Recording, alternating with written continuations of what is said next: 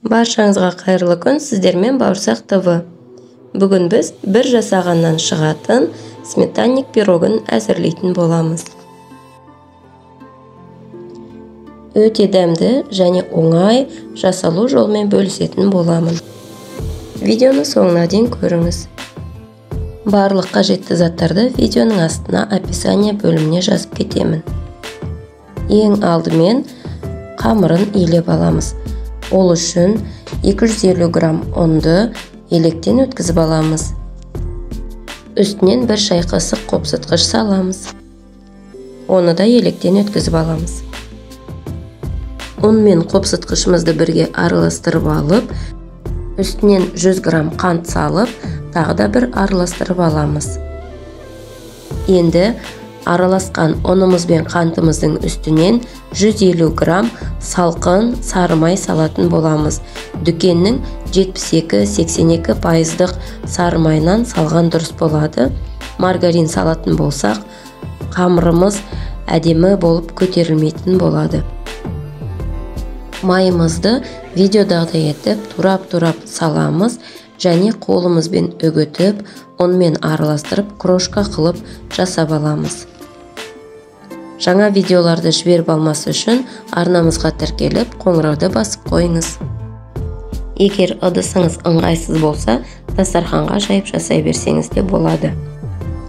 Барлық майымызды онымен үгітіп, крошка жасап алдық.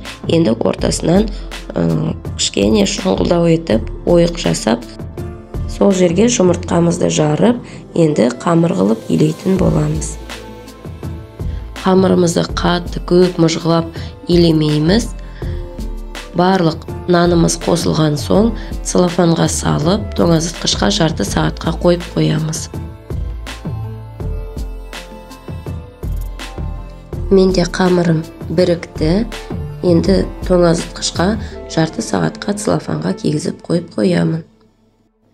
Әзірге қамырымыз салқында тұрған уақытта оған салатын салмасын әзірлейміз.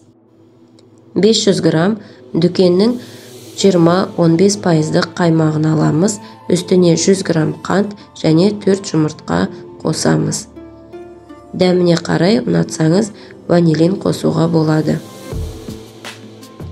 Миксермен емес, венчикпен немесе вилкамен жай ғана араластырамыз. Қантымыз толық еріп кетуі қажет, сондықтан мен үлкенірек ыдысқа салып, венчикпен дұрыстап араластырып алдым. Арнамызға тіркеліп, қоңырауды басып қойыңыз, лайк басып, комментарий қалдыруды ұмытпаңыз. Енді кез келген формамызды аламыз.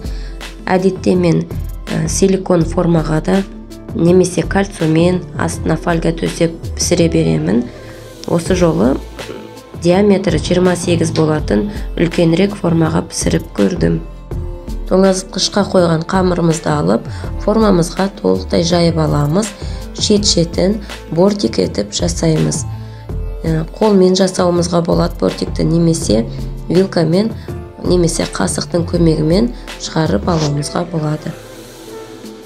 Қамырымызды формамызға салып, шет-шетін барлық жерін біркелкі тегіс етіп жасап аламыз. Бортиктарымызда жырықтары болмау керек. Ішіне салмасын құйған уақытта ағып, төгіліп кетпес үшін. Бортигімізді жасап дайындап болған соң, ортасына салмасын құямыз. Видеоны лайк басып, комментарий қалдыра отырыңыз, арнамызға тіркелуді ұмытпаңыз.